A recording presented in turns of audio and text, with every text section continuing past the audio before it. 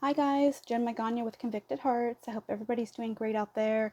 Let me first ask everyone to please subscribe if you're not already subscribed to my channel. I've got a lot of good ideas for videos coming up, lots of stories to share. I would really appreciate if you would subscribe, like, comment on my channel.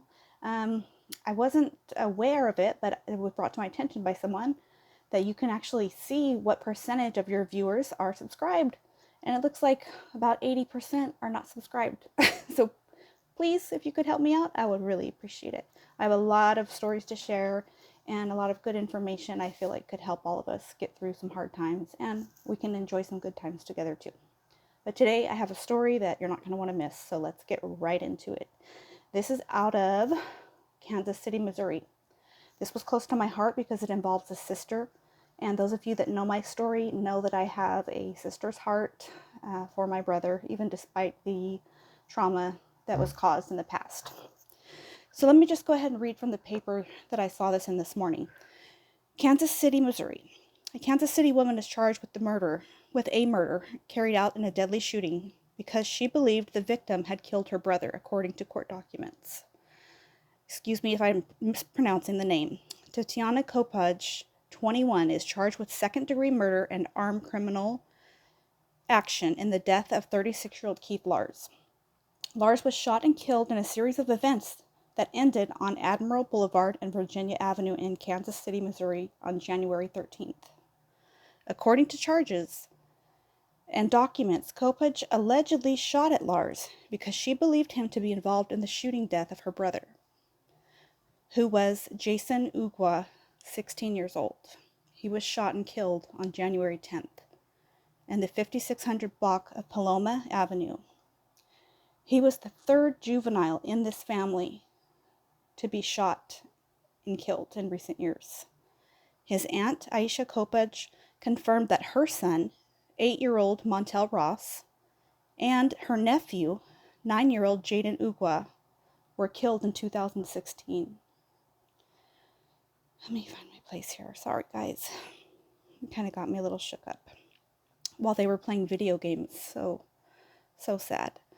It was believed that they were not targeted in the shooting, but unfortunately, they were both struck and killed. The shooting incident that claimed the life of Lars near Benson and Boulevard and Thompson Avenue, where police later found 23 shell casings in 2 different sizes, actually. Okay, so witnesses told KCPD officers that someone shot from a black SUV. 2 men, one with a rifle, returning fire. That is when Lars was shot. A witness helped get Lars in a car, and he was driven off by the other man. According to documents that later arrived in the area of Admiral Boulevard and Virginia Avenue, where the driver asked for help, and the witness tried to assist, but first responders declared Lars deceased at that point.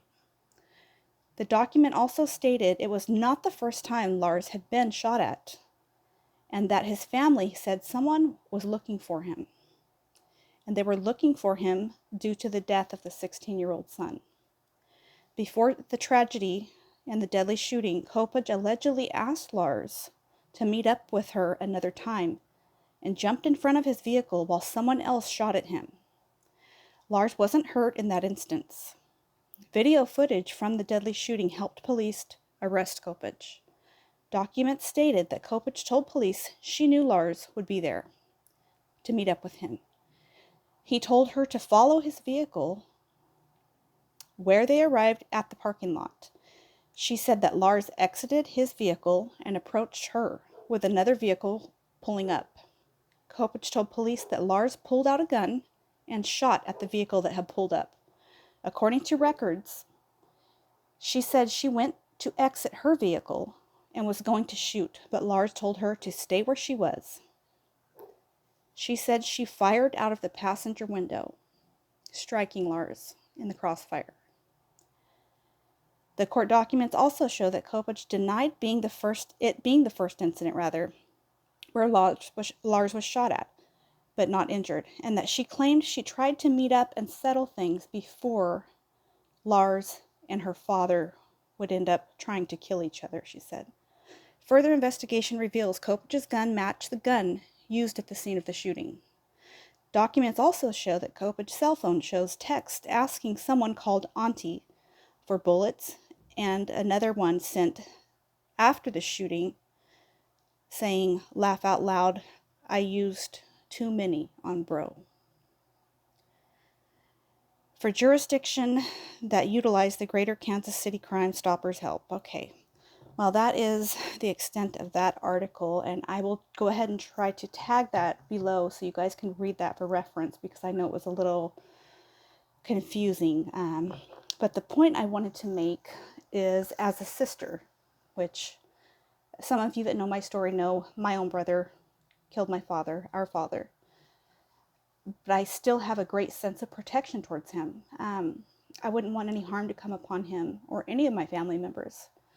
So being that her brother, 16-year-old brother, was killed, her 9-year-old brother was killed in 2016, as well as her cousin, the 8-year-old, how much can a woman, or man for that matter, but in this case, a beautiful young lady, 21 years old, how much can she take before she snaps? She's charged with second-degree murder, but I really hope in this situation that maybe the courts will look at the history of what had happened leading up to this, because I feel like there was a buildup coming before this incident happened. And I feel like they should consider that before charging her. I'm not making excuses. I in no way condone murder or somebody's death, but I do know the feeling of grief and trauma, and I'm not sure where her headspace was at the time, but I can't imagine it was in a good place. So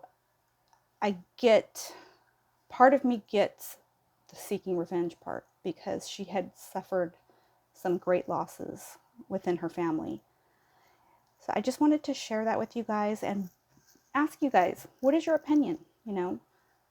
What would you think if it was you that had been in that situation and had suffered the loss of not one, not two, but 3 of your loved ones by gunfire?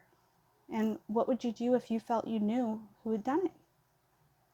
Because let's be honest, I mean, the streets know before the cops ever do. So I'm sure she knew who did it, but that's just my opinion. You guys give me yours down in the comment section if you don't mind, and let's get this conversation going. I wish you all a beautiful day. I appreciate you for being here. Like I said, please subscribe, like, comment. I have a lot more to share with you guys of my own personal story as well as others. Until then, goodbye from Convicted Hearts. Talk to you guys soon. Be blessed.